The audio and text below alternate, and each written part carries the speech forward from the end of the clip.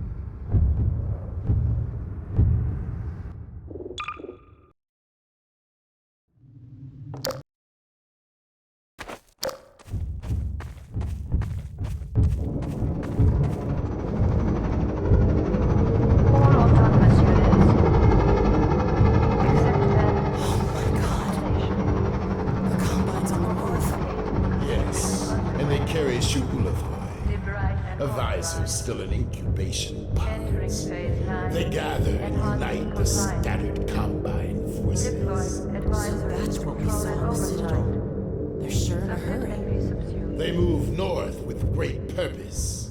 North? White Forest! We have to get there ahead of them. I know of humans with a vehicle not far from here. They will understand our urgent need. What are we waiting for?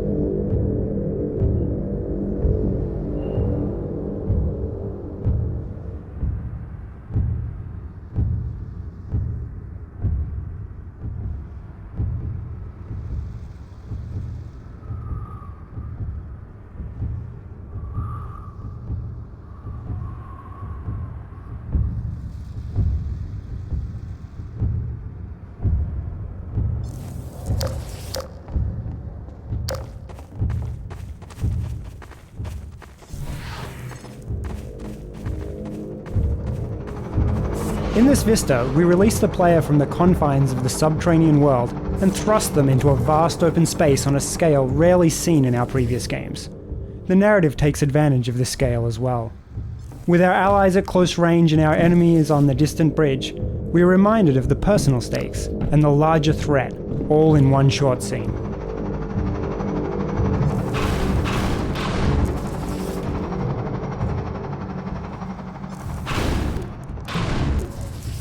We tried several different ways of showing the advisor traveling with the Combine forces.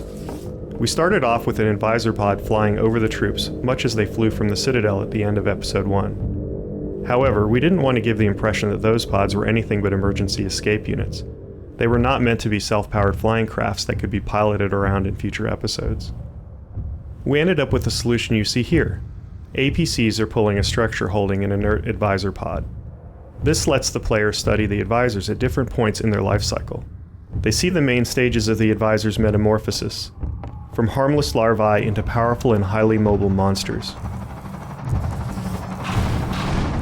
Sometimes very small changes can make a big difference. Originally, these troops all marched in lockstep, using the same walk animation. This looked extremely robotic. We took a second walk animation that had been done for this troop skeleton, a more upright, casual walk, and programmed each soldier to randomly blend between the two walk cycles as he crossed the bridge. This 30-minute change made a huge difference in the scene. Sometimes very small changes can make a big difference. Originally, these troops all marched in lockstep, using the same walk animation. This looked extremely robotic. We took a second walk animation that had been done for this troop skeleton, a more upright casual walk, and programmed each soldier to randomly blend between the two walk cycles as he crossed the bridge. This 30-minute change made a huge difference in the scene. Sometimes very small changes can make a big difference. Originally, these troops all marched in lockstep, using the same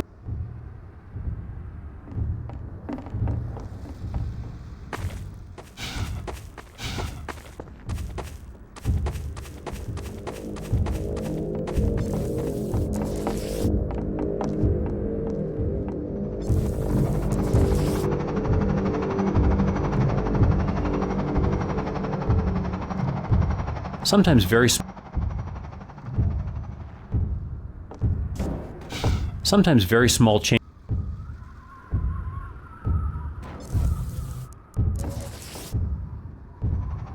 Sometimes very small changes can make a big difference.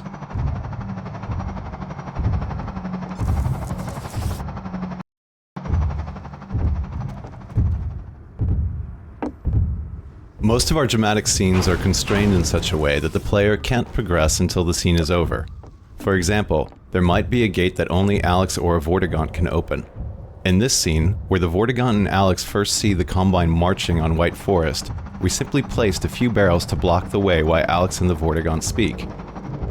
With just this slight impediment, every playtester stayed and watched the scene as intended, so no explicit gate was needed.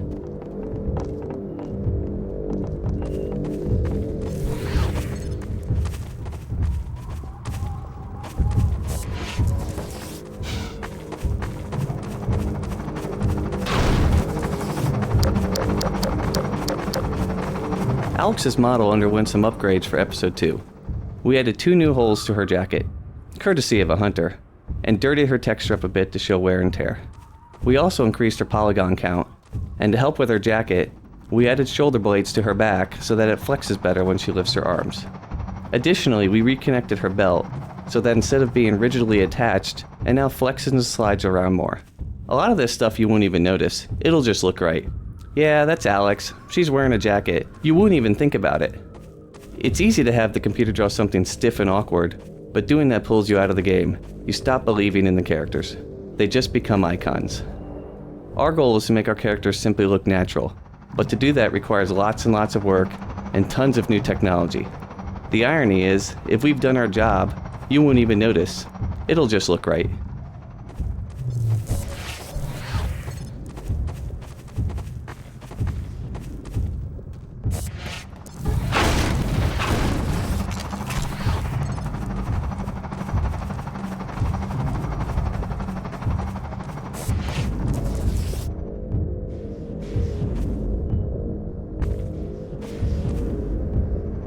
Initially, we built this area around the sand traps mechanic from Half-Life 2, warning the player that stepping on sand would trigger swarms of antlions. Soon after the warning, however, the safe islands of rock ran out, and the player was forced to run across the sand as quickly as possible. Players were confused by this and upset because Alex and the Vortigaunt would simply say they had no choice and head straight across the sand. To solve this, we decided to stage the combat with safe zones around Thumpers instead. This vista is one of the largest open outdoor areas we've tackled in our games. When rendering such an area in real time, it's necessary to use various level of detail techniques made available to us by the source engine. For example, the distant foliage and Combine enemies are rendered with far fewer polygons than they would be if they were meant to be viewed up close. Additionally, the organic shapes used to model the rocky outcroppings and valley floor below use complex shading operations to combine a relatively modest amount of texture data. This trade-off, which requires a manageable amount of texture data, allows us to use more polygons, enabling us to represent more organic shapes which are in contrast to the orthogonal forms common to our traditional urban environments. This vista is one of the largest open outdoor areas we've tackled in our games. When rendering such an area in real time, it's necessary to use various level of detail techniques made available to us by the source engine. For example, the distant foliage and combine enemies are rendered with far fewer polygons than they would be if they were meant to be viewed up close. Additionally, the organic shapes used to model the rocky outcroppings and valley floor below use complex shading operations to combine a relatively modest amount of texture data. This trade-off, which requires a manageable amount of texture data, allows us to use more polygons, enabling us to represent more organic shapes which are in contrast to the orthogonal forms common to our traditional urban environments.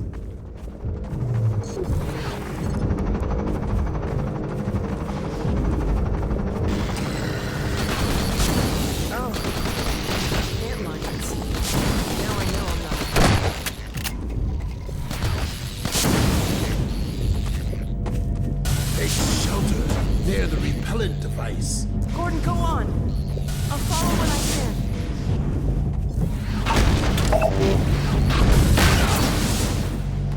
can. Early in the development for this level, we used an animation for Alex that showed her as clearly injured as she ran along behind the player.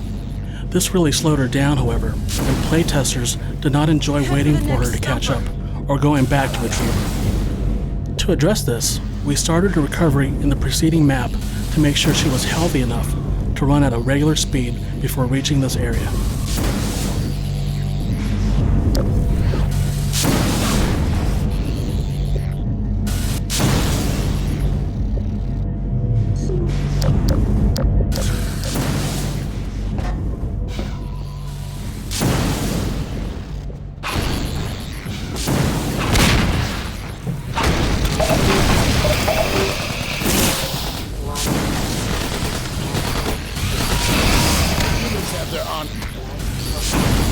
I do not see their sentries. Let's keep moving.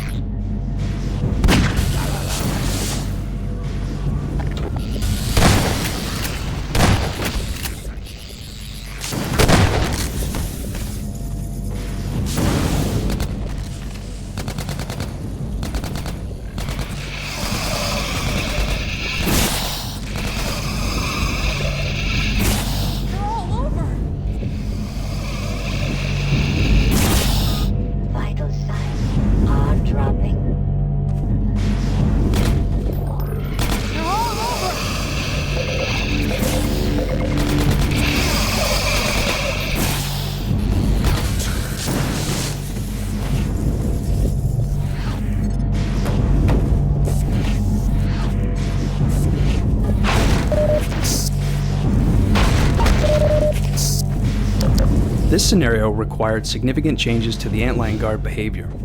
Players of past games were used to dealing with only one guard in a confined space and without anywhere to hide.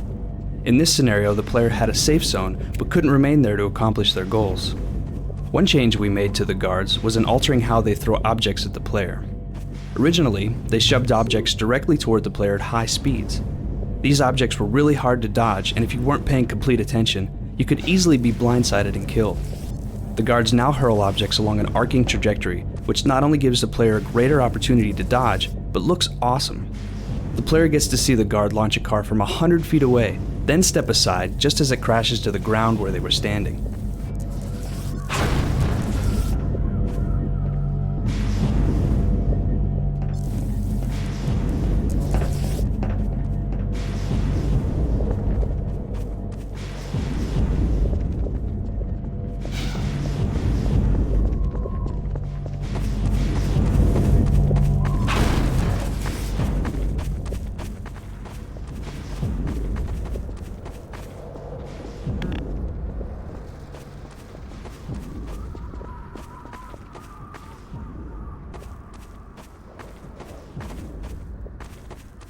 Sometimes very small changes can make a big difference. Originally, these troops all marched.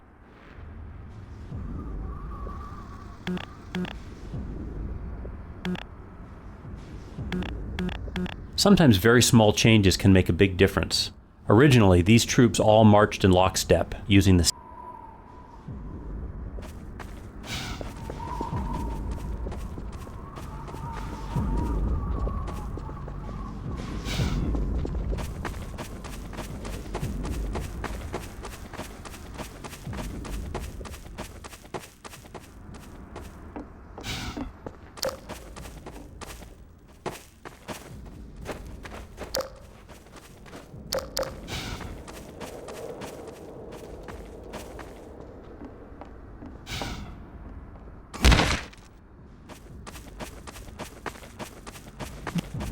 This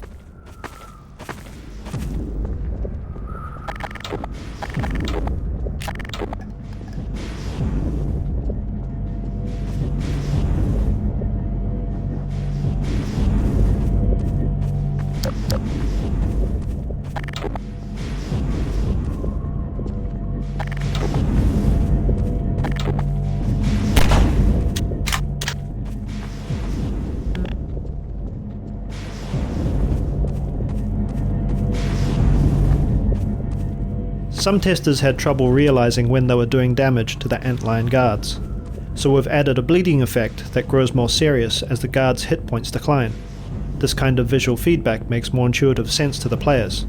It suits the biological nature of the creature and frees us from having to rely upon spoken explanations of gameplay. We wanted to create a tension between Gordon and the antlion guardians that would develop over several levels and only resolve out here in the open.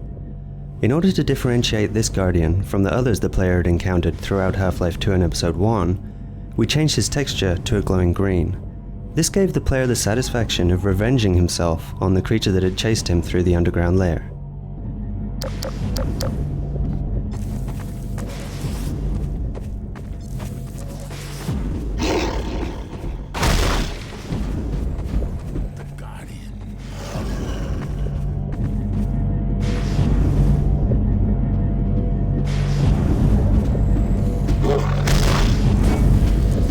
This time you may kill it without consequence.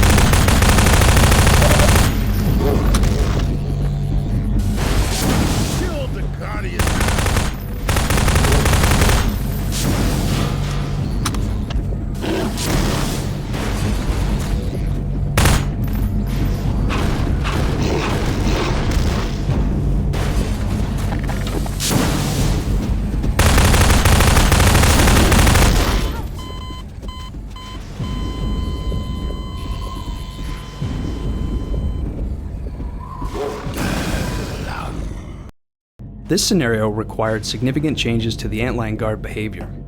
Players of past games were used to dealing with only one. We wanted to create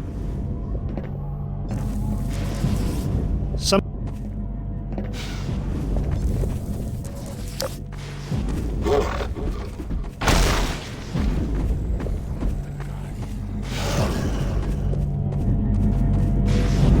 This time you may kill it without consequence.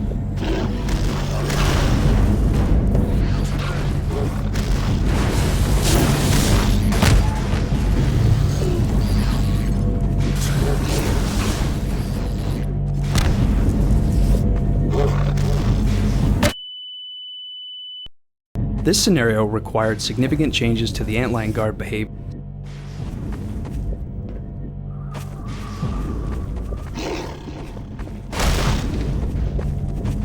The Guardian.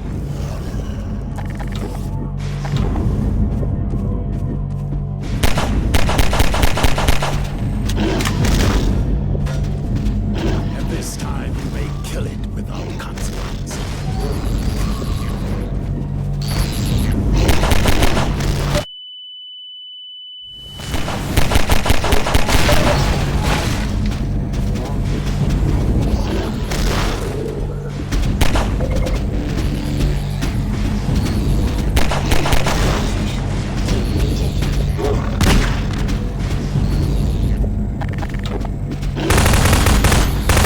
Freeman, we cannot proceed while the Guardian yet lives.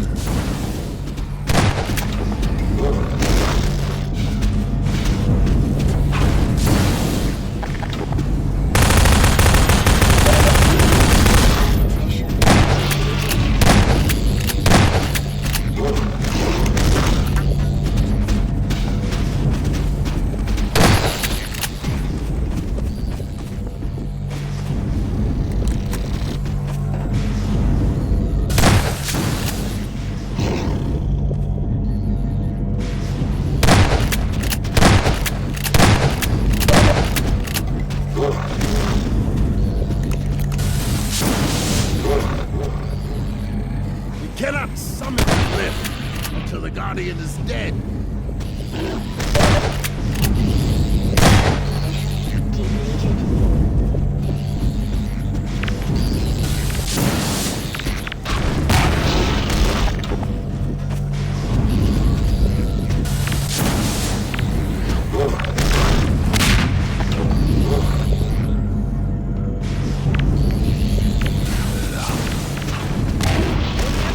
This Guardian no longer threaten our next. Kill him.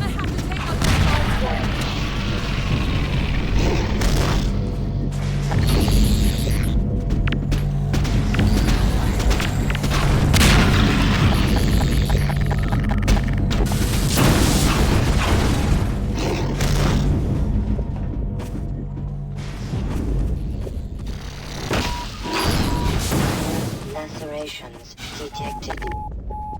Seek medical attention.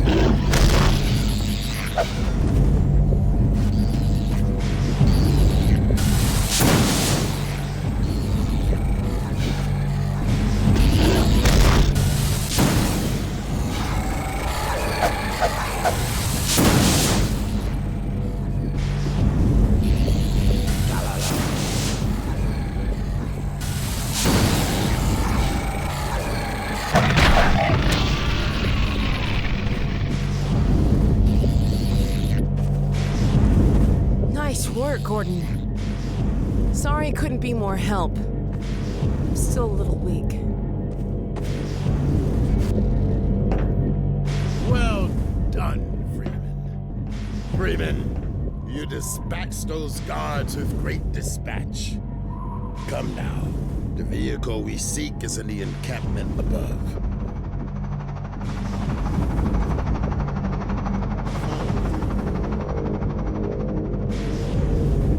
You're not looking so well. Yes.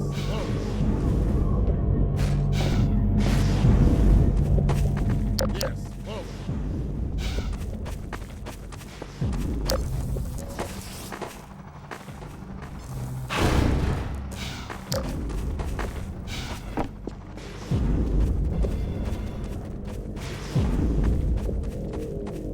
Follow, Freeman.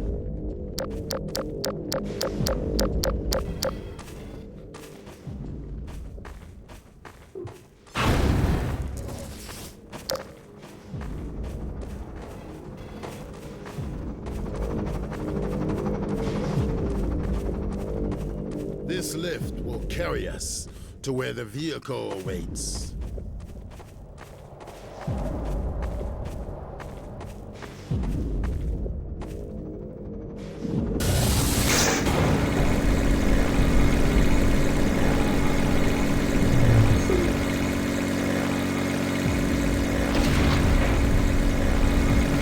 Looks like the elevator's stuck up there.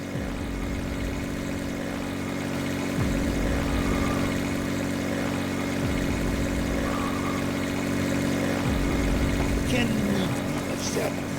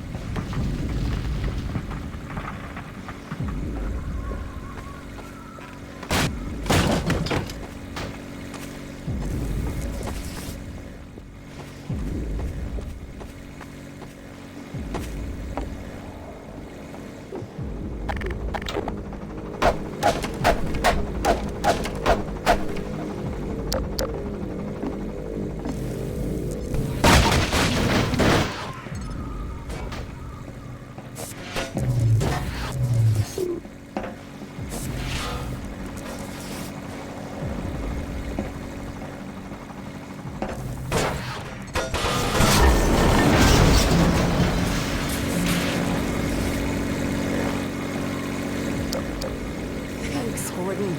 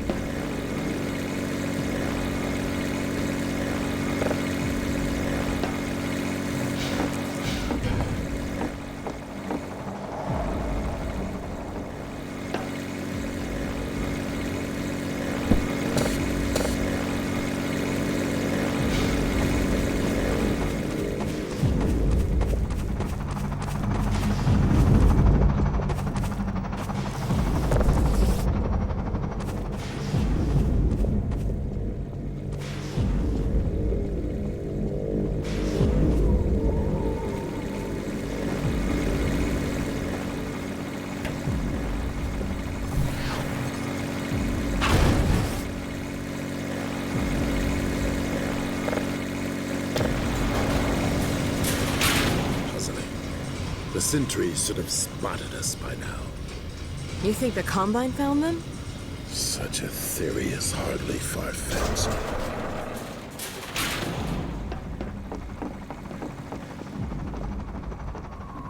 Lead us.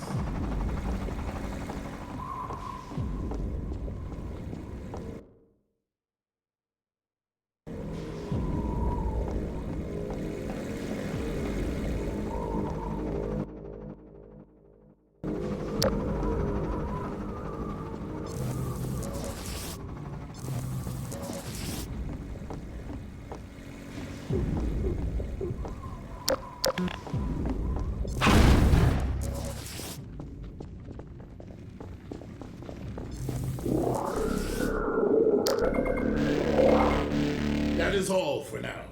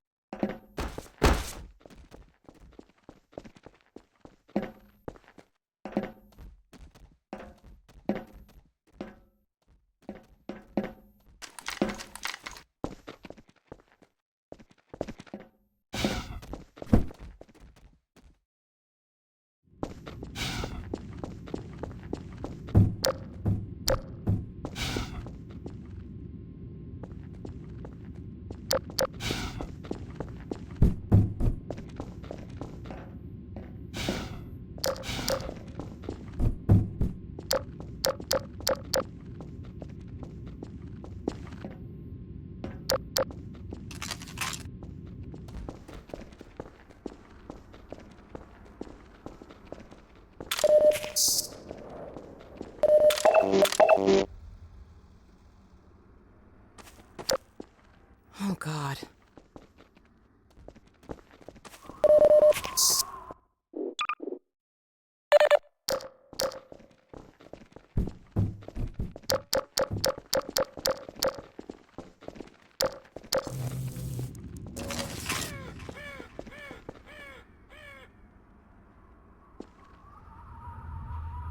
Oh, God.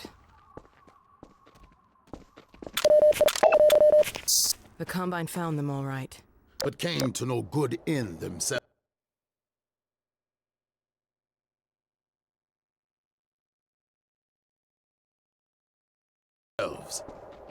Head crabs have had their way with both parties.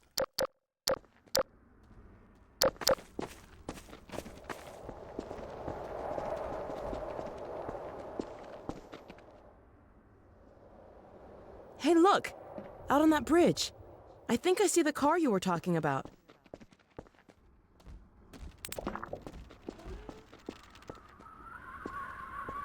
It appears they attempted an escape, but made it no farther than the abyss.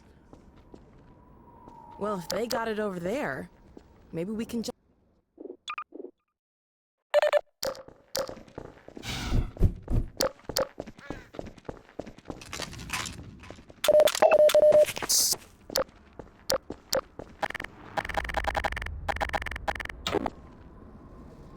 Oh, God. The Combine found them all right. But came to no good in themselves. Head crabs have had their way with both parties.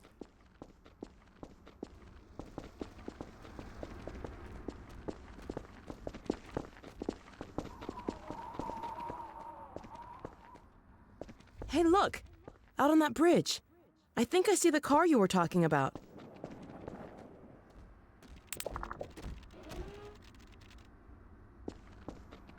It appears they attempted an escape, but made it no farther than the abyss.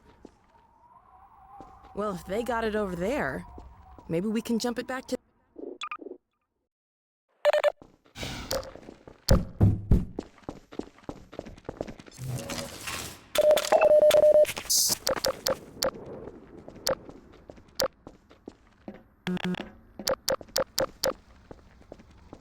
Oh, God.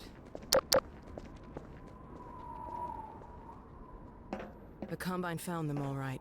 But came to no good in themselves. Head crabs have had their way with both parties.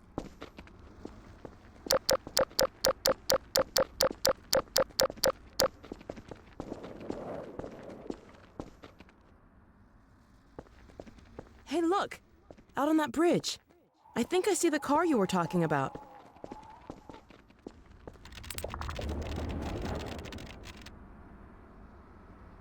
It appears they attempted an escape, but made it no farther than the abyss. Well, if they got it over there...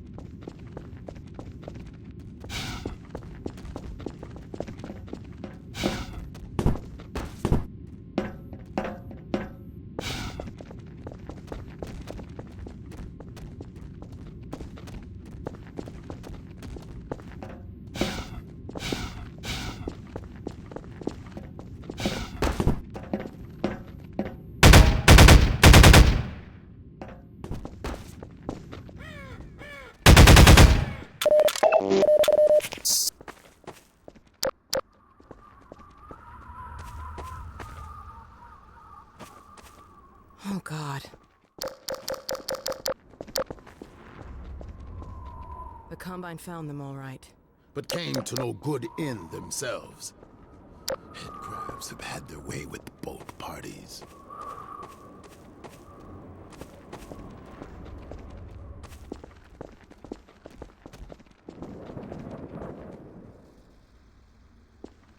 Hey, look!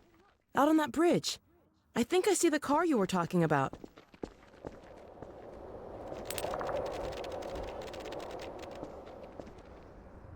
It appears they attempted an escape, but made it no farther than the abyss.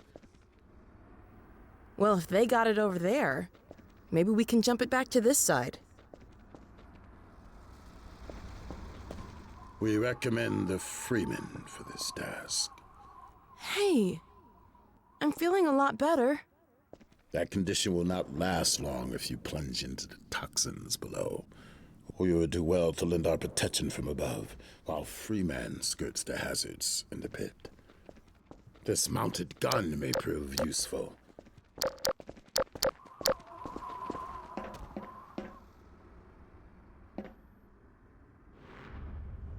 The gun would appear to be powerless. Go, Freeman. I will look after the Alex Vance. Well, Gordon, I guess it's all up to you. Here, I'll get this field down.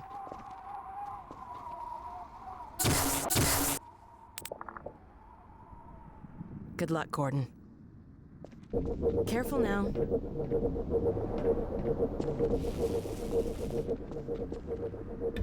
This camera does not zoom in on the thing. Instead, they just moved the camera close to the car because, like, the part of the car is obscured by the red wall.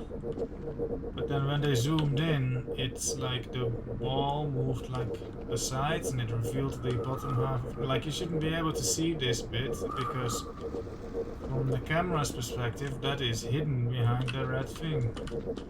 This is no good, but I do like how this thing actually moves, but yeah, no good. For attentive players, this is the first time we've allowed a glimpse of the G-Man since Half-Life 2. In Episode 1, we suppressed the G-Man's visitations completely, to show that he had lost track of Gordon. But after Alex's healing incident earlier in Episode 2, he is actively watching again.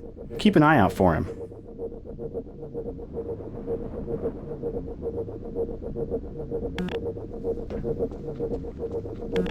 In Episode 1, Alex climbs up into a hidden room and uses a combined sniper rifle to assist the player. The player never sees the rifle, only the targeting beam. For Episode 2, we decided to show the combined sniper rifle and let the player know exactly where Alex would be standing when she used it. However, making it visible and accessible to the player required us to come up with a way to make the rifle usable only with the Vortigaunt's help. Though it's somewhat of a contrived and arbitrary device for keeping the player from using the gun, we felt it was a worthwhile trade-off, given that playtesters tended to enjoy the co-op sequence of Alex assisting them from above.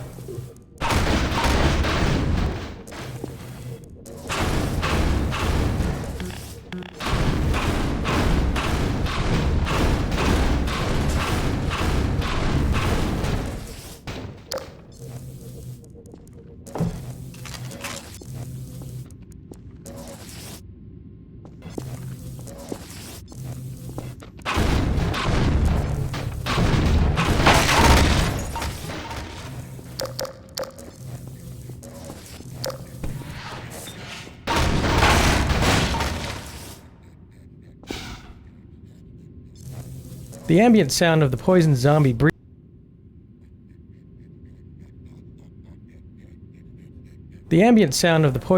breathing was placed here to make the descent into the building scary. Although most of the team thought it was comical, there were a few playtesters visibly unnerved by it.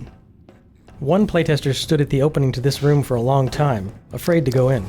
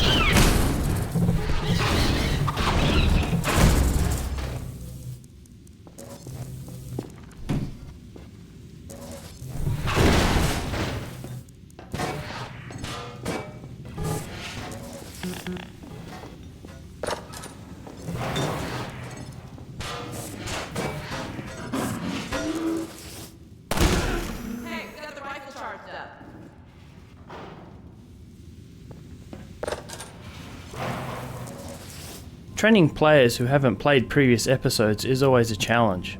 Those who had not played episode 1 did not immediately understand that the combined sniper beam was friendly. They avoided it, thinking it could damage them. Therefore, we added this staircase scenario, where we reintroduce Alex's sniper behavior and make a show out of her shooting a zombie to protect the player.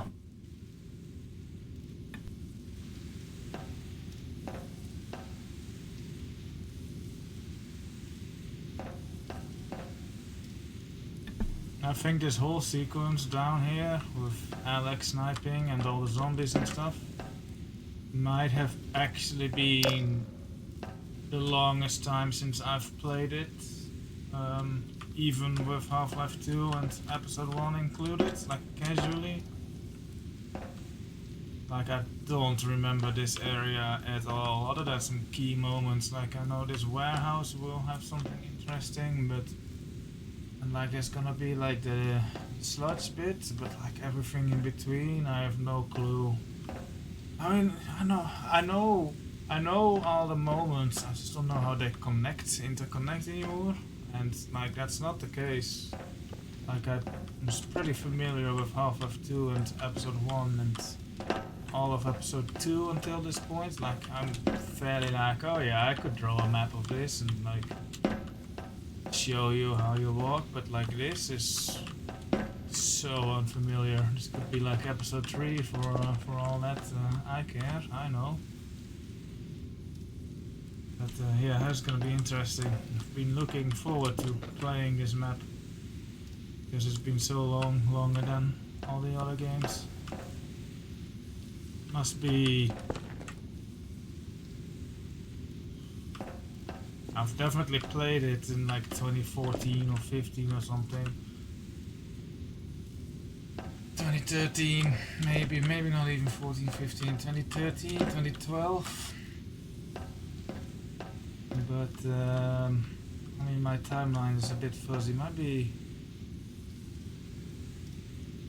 I would have to look up some logs, like, but yeah, it's probably like 2012, 2013, 2011. Not even sure if it would be 2013. Yeah, it's been that long. Alright, let's continue.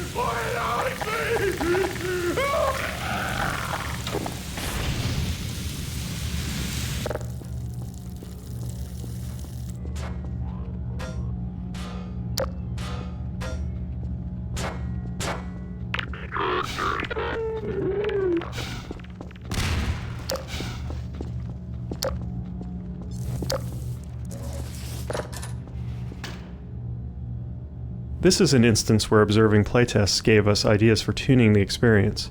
In an early version, playtesters would trigger the lights to go out and the zombies to wake up. Then, they would run out of the room and close the door. After seeing this repeatedly, we added a trigger allowing the zombies to open the door and chase the player.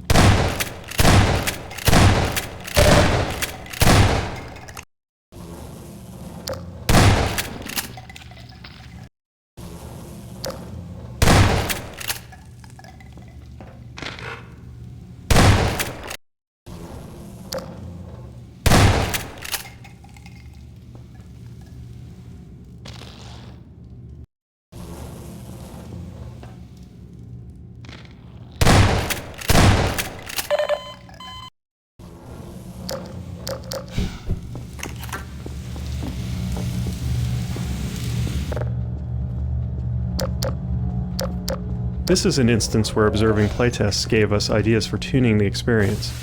In an early version, playtesters would trigger the lights to go out and the zombies to wake up. Then, they would run out of the room and close the door.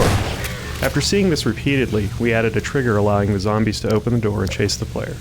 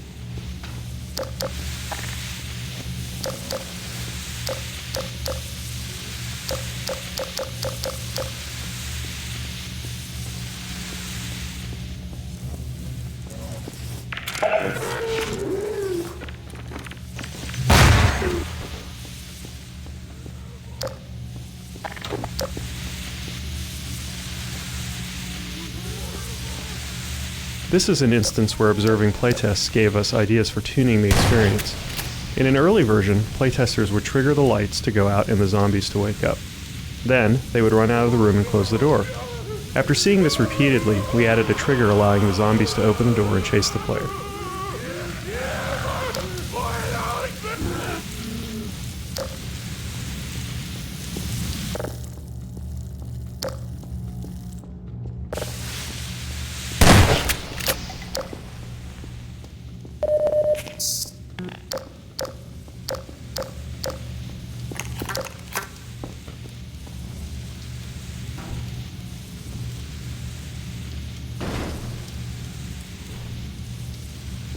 In this scene, we rigged an entity called a physics explosion to create movement among the boxes inside the dumpster.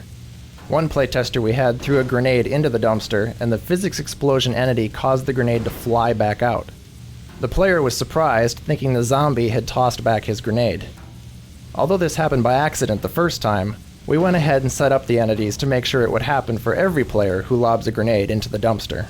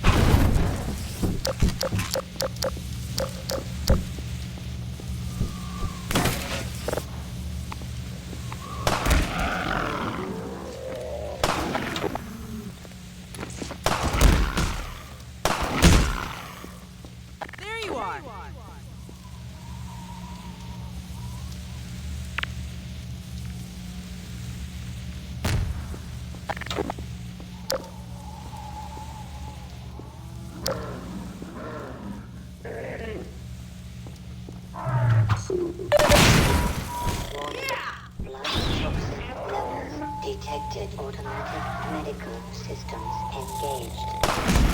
Morphine administered.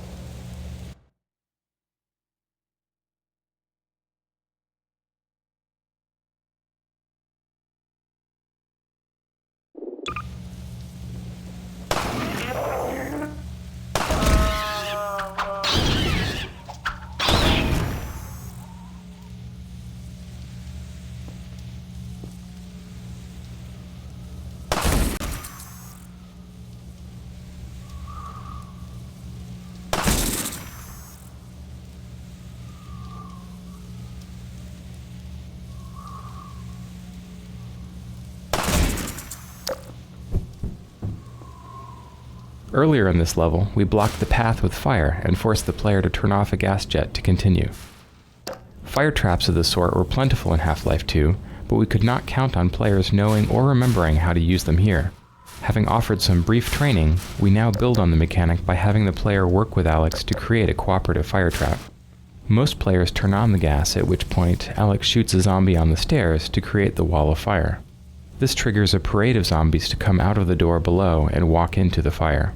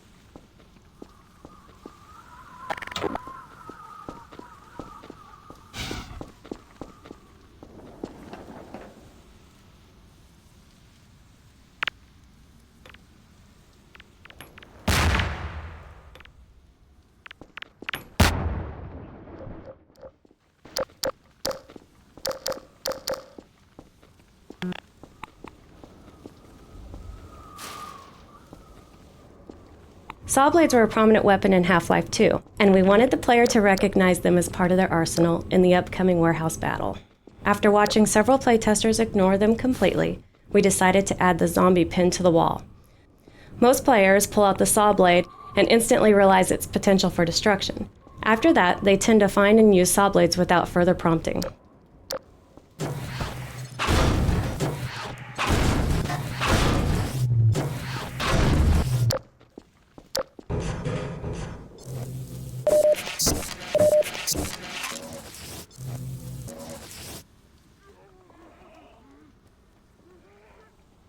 The battle in the warehouse was created fairly late in the development of this map, when we realized that the level had a steady stream of combat, but no real climax.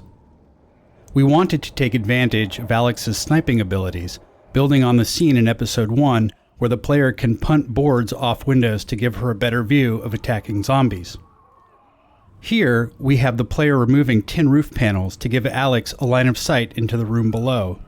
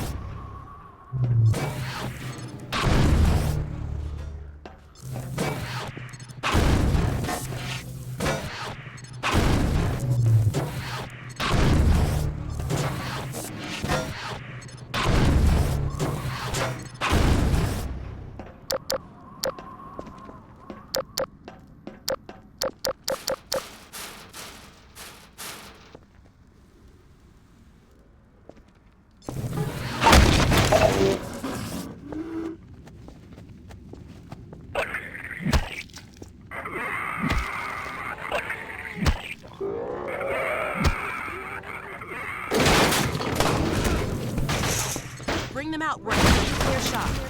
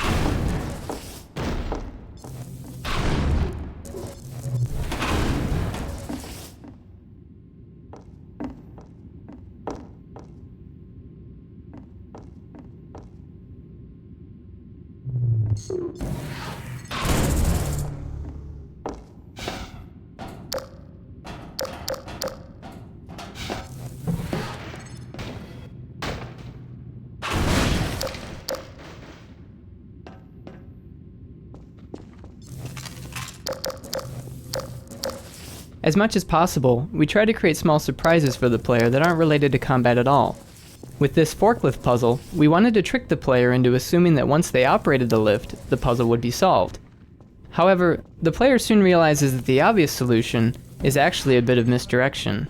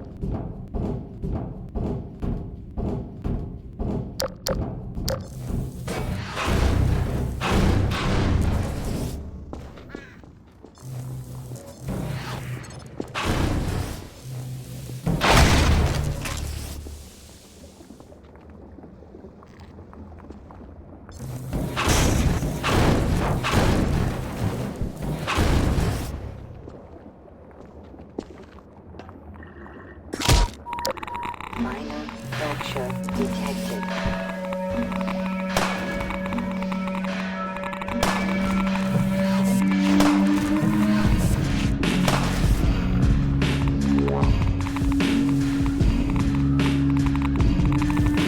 In previous versions of this level, the platform opened directly into this pit of toxic waste. Playtesters who didn't recognize the waste as something harmful would jump straight into the pit. We changed the path so the player could make a safe landing and slowly come to understand the toxic threat.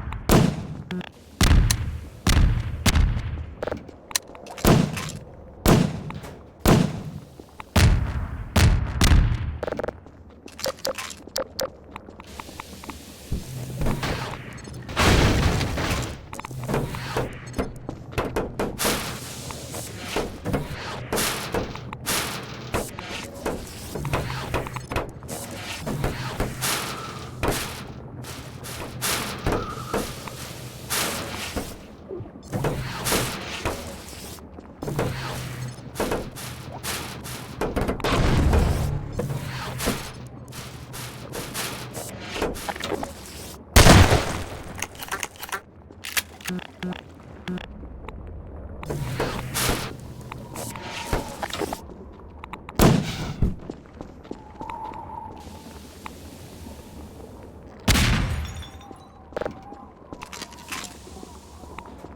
always look for opportunities to add narrative touches in our levels. The idea behind this chair, the submachine gun, and the beer bottles is that someone used to sit here, drink beer, and drop grenades into the pit of zombies. We give the player the opportunity to reenact this experience by giving out unlimited grenades and spawning zombies as soon as the player reaches this spot.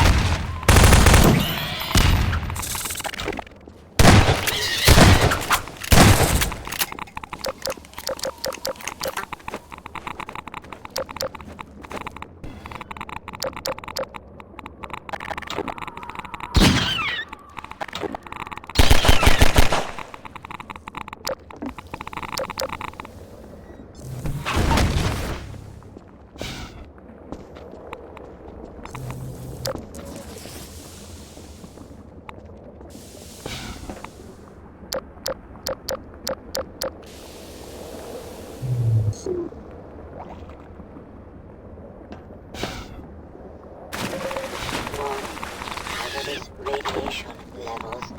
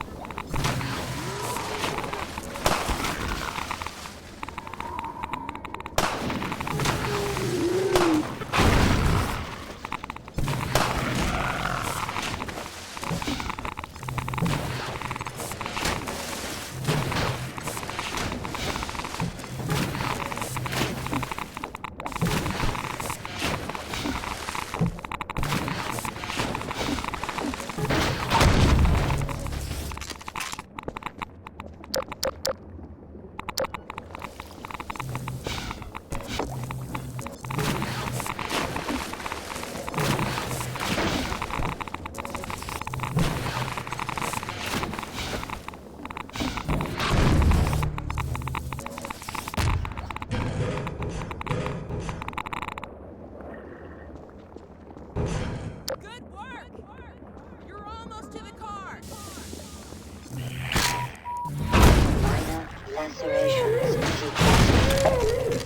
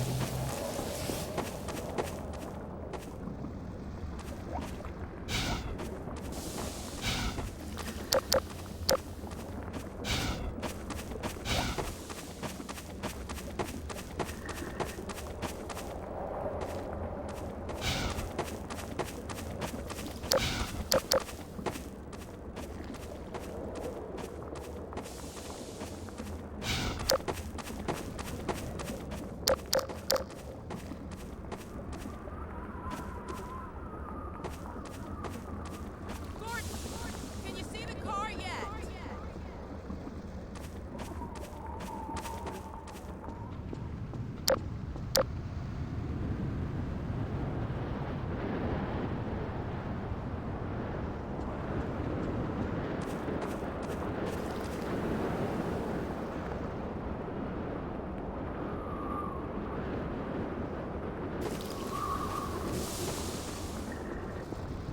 Although this bridge is not the first occasion for cinematic physics in the episode, it was the original test subject we used to develop our effects.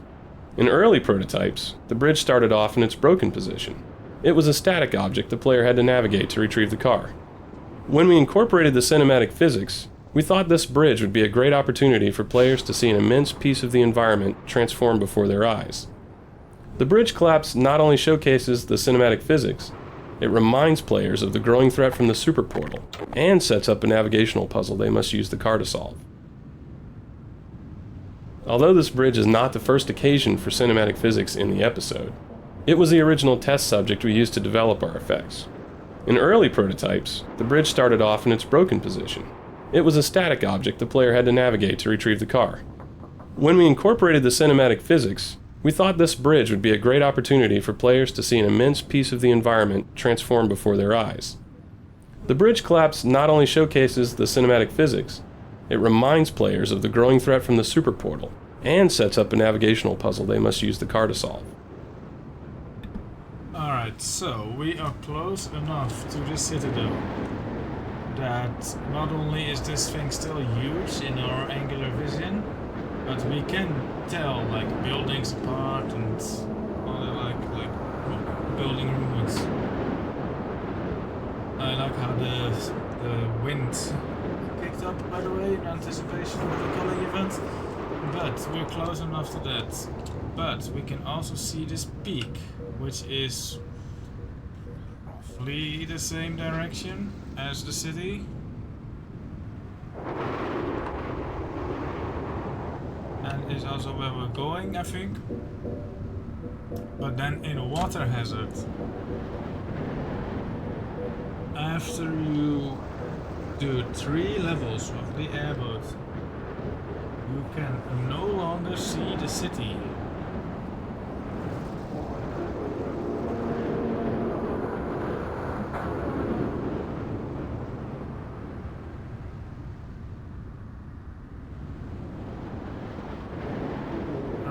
And then you keep going further and further, like the Jeep part, Highway 17, all that. You end up in Nova Prospect. Must be far, because you cannot see this peak. Like, this is a mountain peak, you can see it from far. You cannot see this from Lighthouse Point or from anywhere else, although there are hills in the way, so but I would just like to see how this makes sense.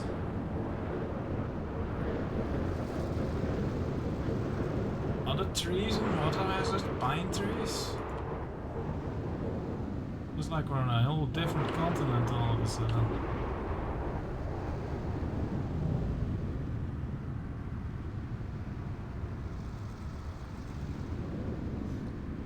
guess I can see how the water hazard. I love this visual effect, by the way, where like in corners you can see further than like straight.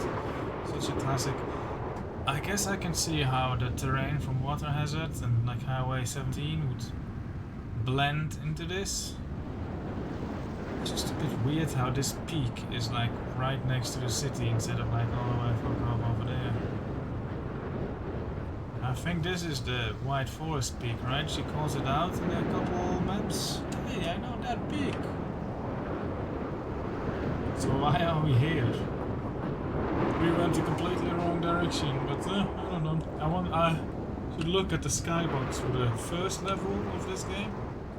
See if you can see that. So we didn't move that far. I guess we tunnels.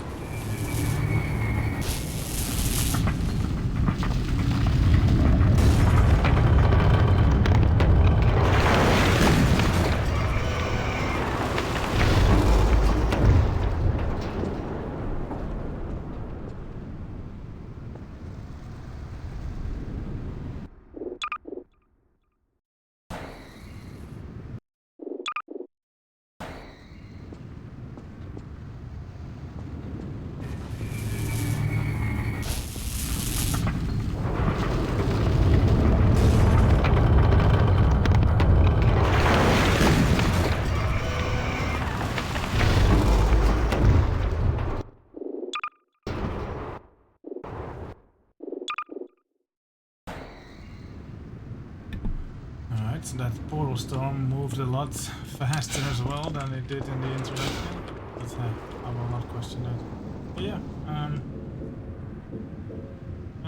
weird.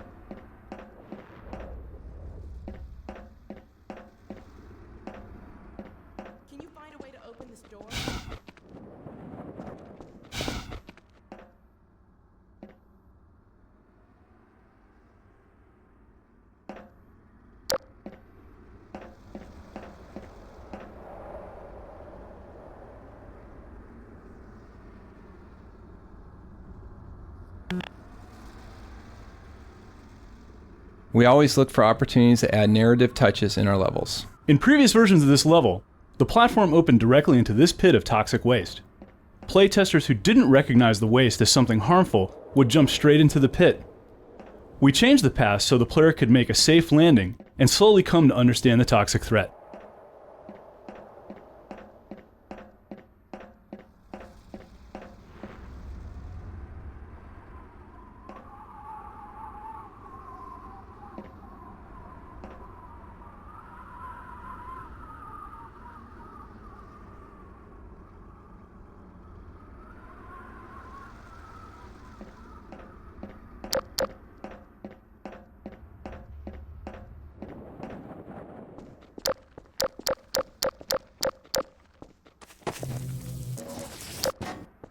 The original Episode 2 vehicle was dubbed the Jalopy, which says something about how uncool it was.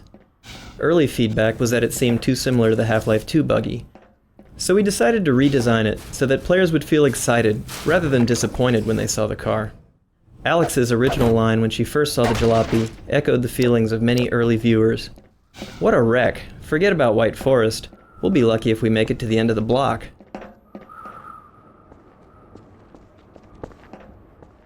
I don't think I really got the full scope of what Alex Vance is or how she's created until the first time that I went to Valve headquarters. And what was really important was that I got a better idea of how big the team was. I mean, a lot of people work really hard to make Alex Vance who she is.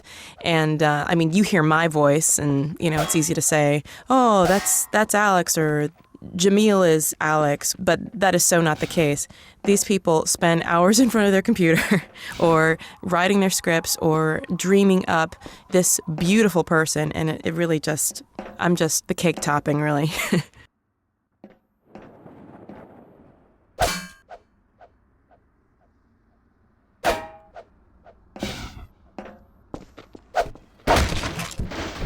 Having decided that we were going to rely on a car to get to White Forest, we had to figure out how to get Alex into the vehicle.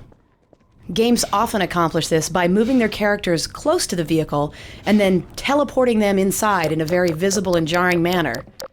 We knew this would ruin Alex's believability as a character, so she had to smoothly get into a vehicle the way you would expect a person to in real life. This was no small task, given all the strange angles and positions the player could work the vehicle into.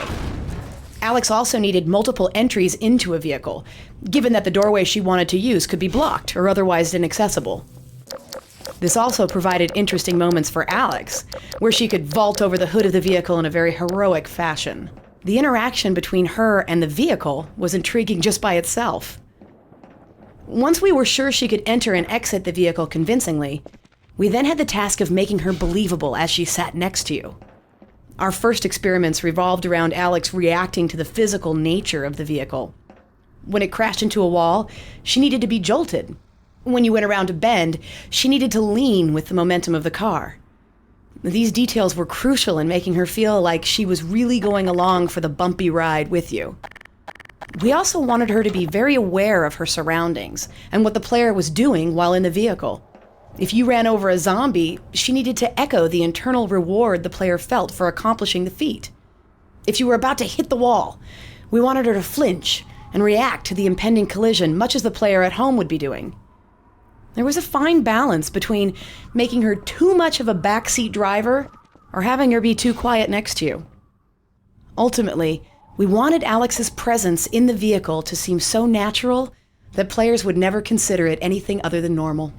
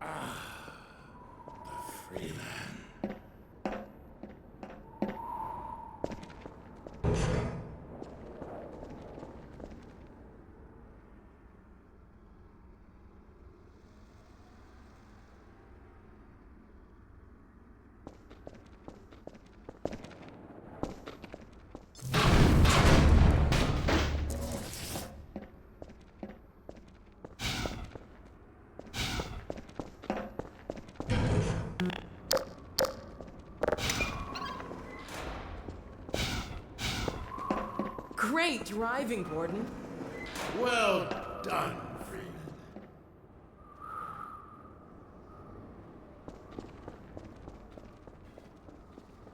Oh my god.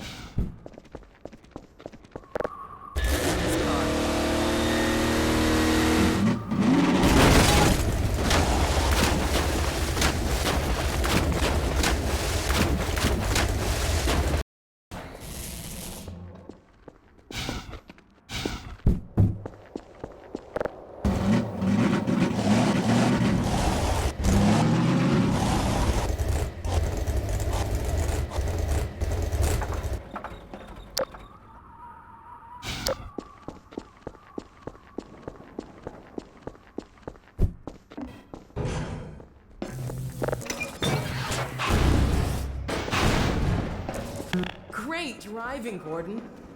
Well done, Freeman.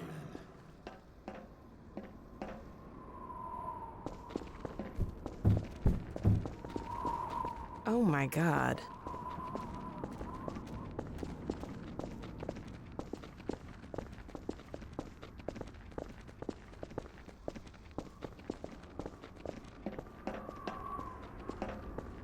Look at this car. We scored. Shotgun. Oh, unless you want it. I fear a more urgent errand demands our attention. There are advisors yet unhatched. We'll keep on the lookout. This road will take you near White Forest, but be wary that others may use it as well. I can't tell you how grateful I am. Our bonds are of nature and require no gratitude.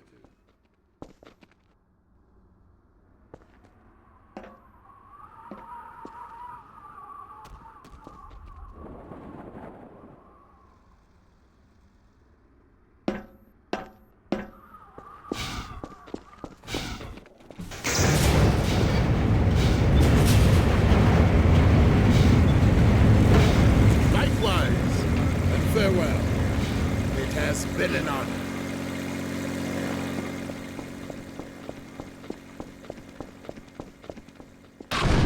You know, it's a good thing I don't get car sick. Gordon, let's go.